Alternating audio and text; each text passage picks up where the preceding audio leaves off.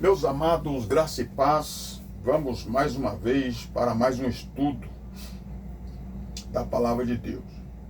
Aqui, Jó, nos seus dias, no capítulo 10, verso 8, ele diz que Deus iria fazer ele virar pó, voltar a ser pó.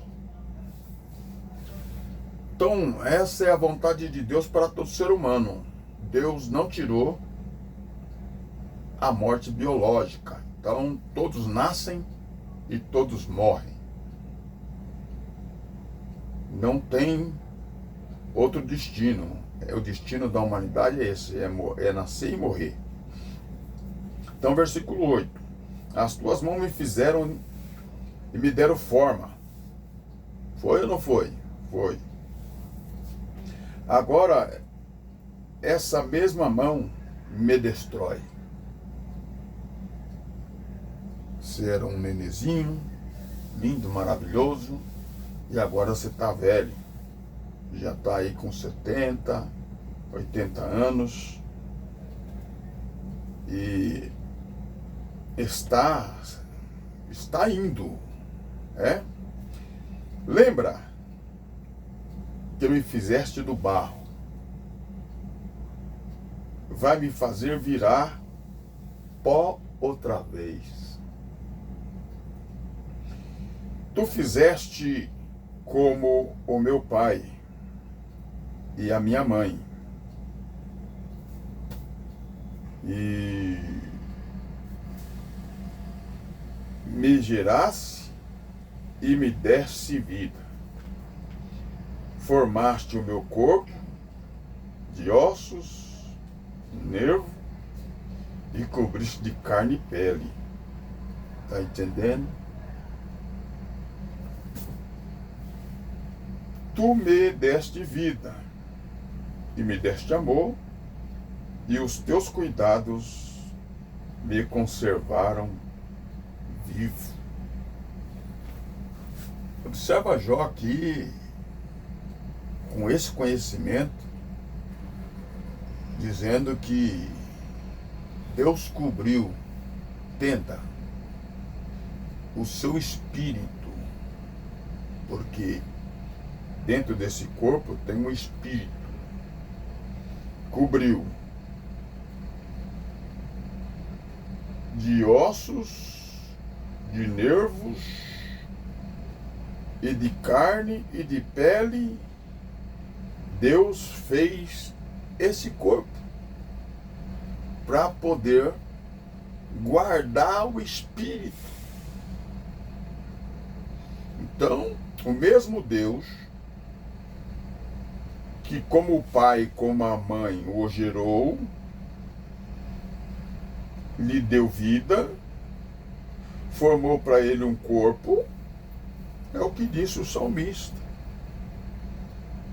Lá no Salmo de número 139, que antes que os seus ossos fossem formados, o Senhor já me conhecia. Aí Jeremias capítulo 1, se não me falha a memória, versículo 5, quando ele fala que antes que eu fosse formado no ventre da minha mãe, tu já me conhecia. Então por que você está apresentando essa criança para Deus? Deus a conhece desde o ventre da mãe, antes dela ser um feto. Começou a ter já corpo, a pele já começou a ser criada, as unhas, enfim, lá no feto, Deus já conhecia essa criança, porque nesse corpinho Deus colocou o seu espírito. Não é o Espírito Santo, não confunda, é o espírito do homem. Então você entende aqui, por favor. Vamos lá para mais uma compreensão. Salmo 139.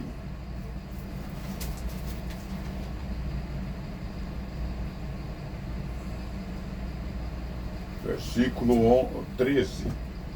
Tu criaste cada parte do meu corpo. Olha o salmista dizendo da mesma maneira que Jó estava falando. Então, nasceu e vai morrer, viu, irmão?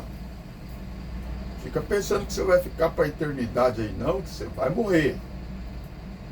E aceita isso, porque após a sua morte, o seu espírito sobe.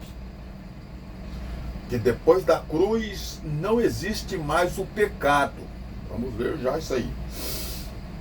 Então tá aí.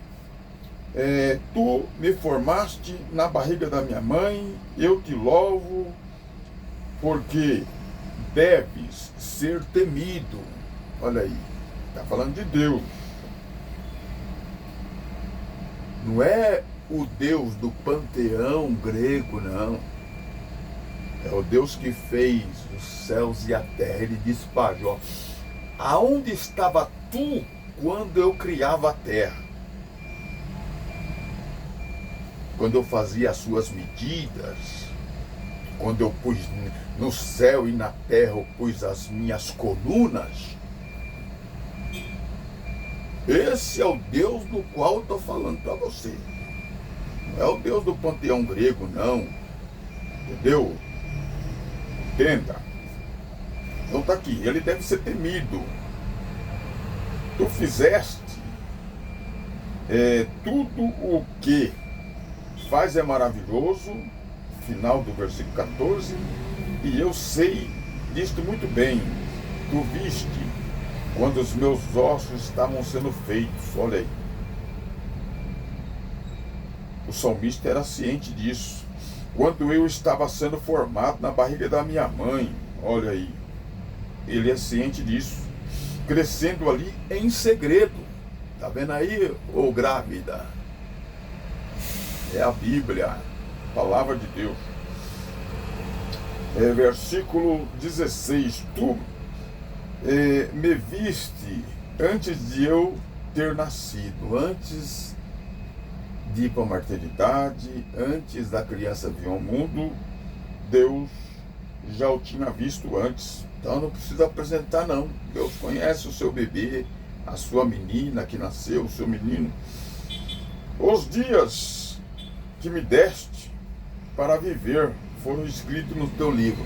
Está entendendo? Ao tempo que você vai viver na terra já está escrito. O dia que você nasceu, o dia que você vai. Então, você está aqui de passagem. Olha aí, as revelações da Escritura. Deus, como é difícil entender os seus pensamentos. E eles são tantos, se eu os contasse, seria mais do que os grãos de areia. Quando acordo, ainda estou contigo. Ó Deus, como eu gostaria que tu acabasse com os maus. Gostaria que os homens violentos me deixassem em paz. Nós vemos esse planeta, os homens querendo acabar com tudo, guerras e mais guerras, e eu não estou pregando escatologia, porque Jesus ele disse isso, que ia haver guerra. Os escatológicos começam a querer juntar as coisas e começam a trazer um terrorismo. O que eu digo para você é o seguinte, que da mesma maneira que você veio, você vai. Não importa se vai ser com uma bomba atômica acabando com tudo, esse corpo, no caso desse, como aconteceu lá em Hiroshima, no caso desse, acaba com o corpo humano, esse corpo físico vira pó, cinza, derrete numa guerra dessa. Mas o espírito não, o espírito volta para Deus, com Deus. Vamos lá? Vamos entender isso? Olha aí, Eclesiastes, capítulo 12. Volta um pouquinho para trás. Não, um pouquinho para frente. Não, um pouquinho para trás. Capítulo 12, verso de número 7. Então o nosso corpo voltará para o pó da terra, de onde veio. Entendeu? E o nosso corpo espiritual voltará para Deus que o deu. Tá aí. No caso de uma bomba atômica, acabar, varrer a terra, limpar tudo, não sobra um ser humano. Aí eu digo para você que é o arrebatamento. Milhões de pessoas subindo ao céu no mesmo tempo. Aconteceu isso no ano 70, com mais de 1 milhão de crentes, de cristãos da igreja primitiva, que morreram pelos soldados romanos que eram peritos em matar crentes cristãos nesta época. E segundo a história, destruíram o templo, acabaram com tudo e mataram todos. Não sobrou um. E aí você não viu o arrebatamento. Ele disse que ia vir, mas você não viu. Mas isso aconteceu lá. Aonde estão os cadáveres, aí vai encontrar o que as águias, né, dentro de uma simbologia, anjos arrebatando os espíritos, sendo glorificado e entrando aos céus. Esse foi o fim. Aí Jesus ainda diz em uma das suas palavras que tinha muita gente que estaria ali, mas que não ia morrer até vir a volta do Filho do Homem. Daí as revelações da palavra de Deus. Então vamos continuar aqui. Eu quero aqui falar para você, eu falei algo aqui e eu não mostrei para você na Bíblia. Mas vamos lá. Carta do apóstolo Paulo aos Hebreus. Aí você fala, o senhor errou agora. Não foi Paulo que escreveu a carta aos Hebreus. Então por que é que no último capítulo ele fala de Timóteo? Ele fala para Timóteo. Se vocês verem Timóteo aí, avisa que eu ainda estou vivo. Para ele vir visitar eu, né? Então tá aí, irmão. Vamos estudar a Bíblia. Vamos para dentro da Escritura. Capítulo de número 9, verso 26. E o capítulo 10 é lindo demais. Se fosse assim, vamos ler o 25 para nós entender. O grande sacerdote entra todos os anos no lugar santíssimo. É óbvio que o templo aqui estava de pé. Nessa época que essa carta foi escrita, o templo estava de pé ainda. Foi antes do ano 70. Então, ele está dizendo aqui, né? O lugar santíssimo levando consigo sangue de animais. Era o ritual que se fazia na lei. Porém, Cristo não entrou para se oferecer a si muitas vezes. Porém, Cristo não entrou para se oferecer muitas vezes. Se fosse assim, ele teria que sofrer muitas vezes desde a criação do mundo. Pelo contrário, uma vez por todas ele apareceu, agora quando os tempos estão chegando ao fim. O fim não é agora, o fim foi lá. Tá vendo? Para tirar o pecado, os pecados, no plural, por meio do sacrifício de si mesmo. Tirou ou não tirou, irmão? O pecado já morreu ou não? Ele tirou os pecados ou não tirou? Aí você fica falando que o irmão é pecador. Você fica falando que a irmã é pecadora. Que a irmã transgrediu, que a irmã fez isso, fez aquilo.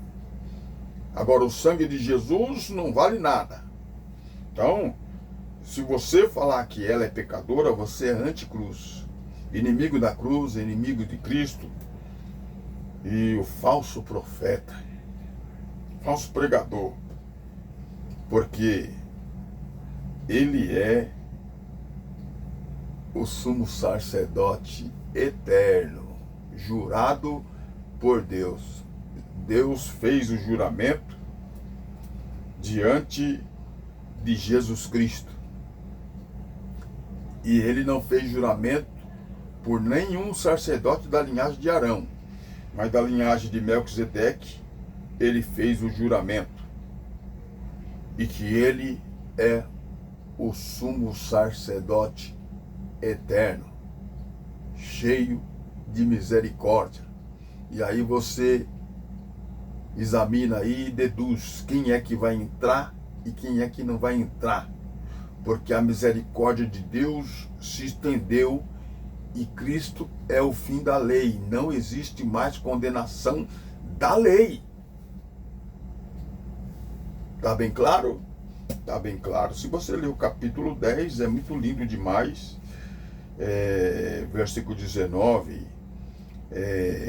Aqui Paulo está dizendo, nós chegamos perto, né? Por isso, irmãos, por causa da morte de Jesus Cristo na cruz, nós temos completa liberdade, fomos libertos de entrar no santuário. Agora nós entramos no santuário. Antigamente, você gentil, você não entrava. Você ficava no pátio dos gentios. Você não ia entrar. Somente os judeus entravam dentro do templo, né? Mas nós não entraria e nem congregaria na sinagoga dos judeus, porque não era permitido. Eu não estou pregando religião, estou pregando a palavra. Eu sou igreja, você é igreja, não dependemos de templos, não dependemos da catedral. Isso aí é uma empresa, né? Tem o CNPJ, aonde os pastores setoriais está bem lá embaixo, pastores regionais, pastores da presidência, são milionários, estão ricos de colher os dízimos e as ofertas do povo. E é como governo, é sempre o povo que paga a conta. Então eles trazem lá a lei de Moisés, aplica. Eles sabem, eles são peritos nisso, como fazer para enganar o povo. E o povo tem isso como fé. Se eu não dar, Deus vai sentar a mão. Deus é misericórdia, irmão. Deus não vai sentar a mão. A única coisa que Deus não vai tirar de você é a morte biológica. Você nasceu, você vai ter que morrer. Esse corpo vai para o pó, vai ser comido de bicho, os ossos vai virar pó e o seu espírito vai ser glorificado e entrar no céu pelas portas. 1 Coríntios capítulo 15. Vamos lá, para nós terminar. Essas são as verdades da palavra de Deus. Deixa eu ver aqui. Versículo 44. Quando é sepultado o corpo material, o corpo material está sendo sepultado aqui. Mas quando for ressuscitado, será o corpo espiritual. Então, o corpo espiritual, segundo esse versículo, é que vai ser ressuscitado. O corpo material continua lá.